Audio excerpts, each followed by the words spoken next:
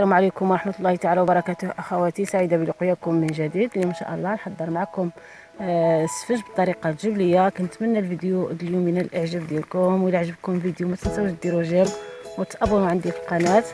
إن شاء الله غنوجدكم الفيديو وفوسط الطبيعة، وإن شاء الله غنديرهم على الكانون. بالنسبة للمقادير اللي غنحتاج لهاد السفنج، عندي هنايا الطحين، 2 زلافات د الطحين، غنحتاج خمارة الحلوى، غنحتاج معلقة معمرة الخميرات العجين، غنحتاج ايضا شويه د الملح، وغنحتاج معلقه السكر، وغنحتاج الماء دافي باش نجمع به العجينه. على بركه الله نبدا. كنضيف الخميره، خماره الحلوى، كنضيف شويه المليحه، كنضيف معلقه السكر، كنضيف كذلك معلقه الخميره،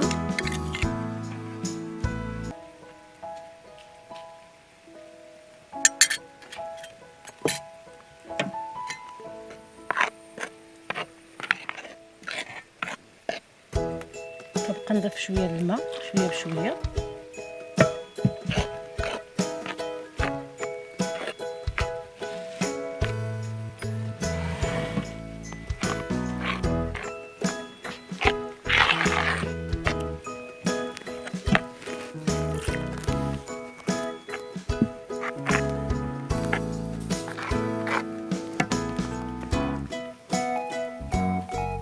من بعد غنعجنها بيدي.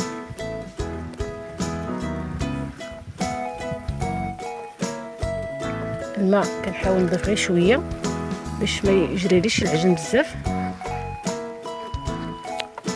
بالنسبه للعجينه حتى كنديرها مزيان، عاد كنبدا نجريها.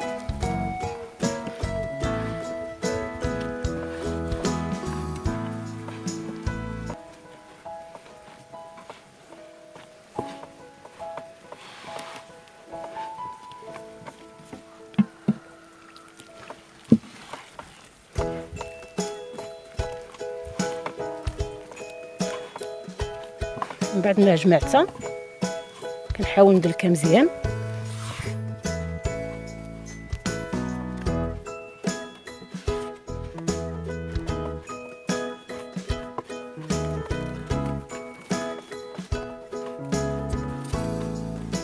كنحاول ندلكها مده 6 دقائق. عاد كنبقى نزيد الماء، كنبقى ندلكها شويه بشويه باش كنحصل على العجينه السفنج.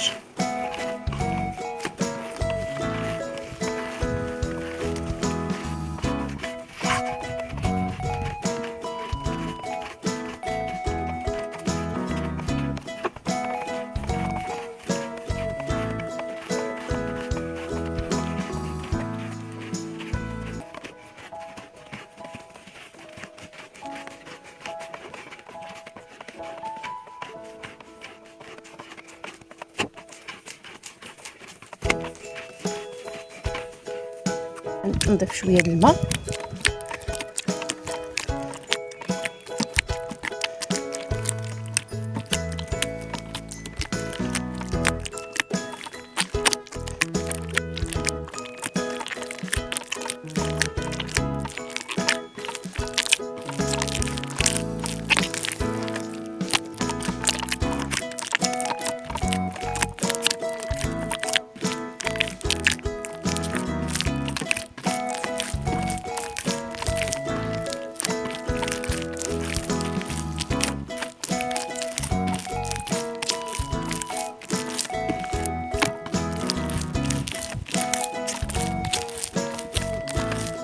كنضيف رشه واحده اخرى.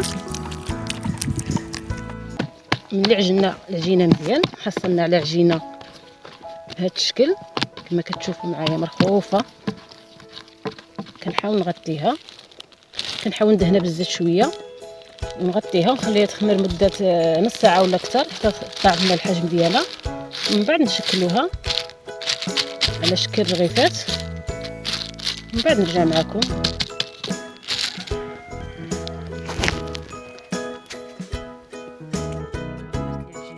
الحجم ديالها كما كتشوفوا، كنحاول نغرق من الهواء اللي فيها. من بعد كنحاول نشكلهم الحجم د الرغيفات. هذا الحجم هذا كنحاول نوضعهم في الصينيه مدهونه، كنخليهم يخمروا مده 15 دقيقه، ومن بعد كنقليهم في الزيت. بقاو معايا نوريكم الطريقه. ملي كنوضعهم في الصينيه كنحاول نبعدو من بعضياتهم.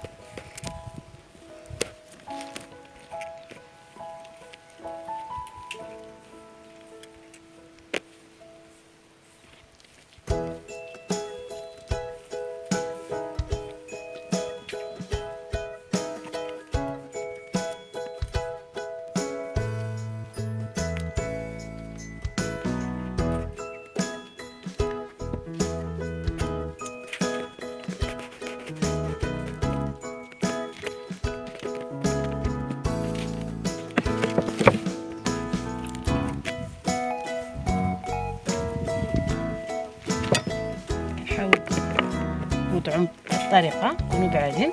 من بعد كنخليهم يخمروا شويه، من بعد كنقليهم. من بعد ما شكلتهم كاملين شعلت العافيه كما كتشوف معايا باش طيبهم عليها.